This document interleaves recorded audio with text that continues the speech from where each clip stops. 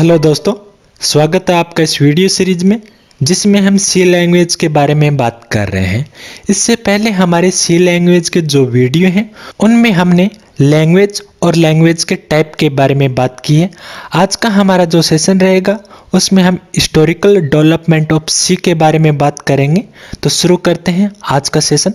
Historical development of सी यानी C language कैसे develop हुई, तो इसके कुछ पॉइंट्स देखते हैं। देखिए पहला point, in the 1960 CPL was developed eight Cambridge university. यानी CPL एक लैंग्वेज है। CPL क्या है? एक लैंग्वेज है जिसकी फुल फॉर्म होती है कंबाइंड प्रोग्रामिंग लैंग्वेज। CPL जो लैंग्वेज है वो आई थी 1960 में यानी 1960 में। इस लैंग्वेज को कैम्ब्रिज यूनिवर्सिटी में डेवलप किया गया।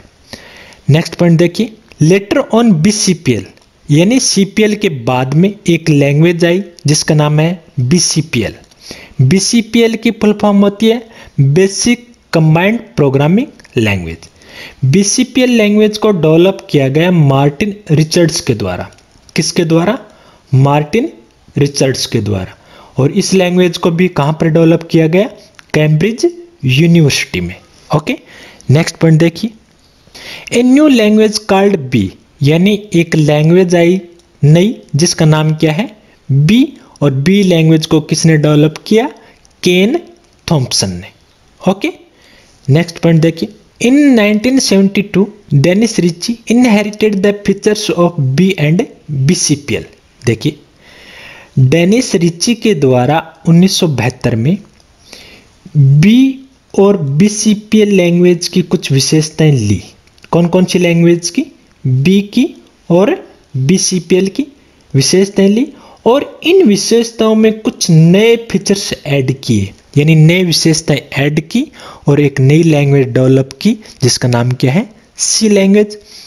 तो सी लैंग्वेज को किसके द्वारा डेवलप किया गया? डेनिस रिची के द्वारा। कब डेवलप किया गया? 1972 में। ओके, नेक्स्ट पॉइंट देखिए, द ANSI एक ऑर्गेनाइजेशन है, एक संस्था है जिसकी फुल फॉर्म है अमेरिकन नेशनल स्टैंडर्ड इंस्टीट्यूट। इस ऑर्गेनाइजेशन के द्वारा सी लैंग्वेज को दिसंबर 1989 में यानी 1989 में अडॉप्ट किया गया। कौन सी लैंग्वेज को? सी लैंग्वेज को। और सी लैंग्वेज की जो पहली जो कॉपी है वो मार्केट में आई थी 1990 के शुरू में। ओके, तो एक बार जल्दी जल्दी देख लेते हैं दोबारा। 1960 में सबसे पहले CPL लैंग्वेज आई, CPL के बाद में BCPL, BCPL के बाद में B और B के बाद में कौन सी लैंग्वेज आई? C को किसने डेवलप किया? डेनिस रिची ने। कब डेवलप किया? 1972 में। और इसको ANSI ने कब अडॉप्ट किया? 1989 में।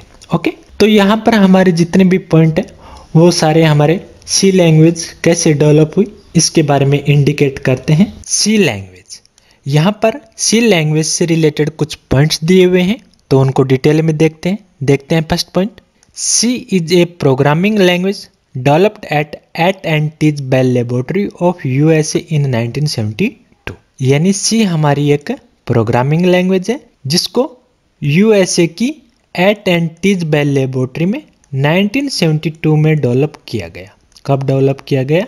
1972 में USA की कौन सी लेबोरेटरी में?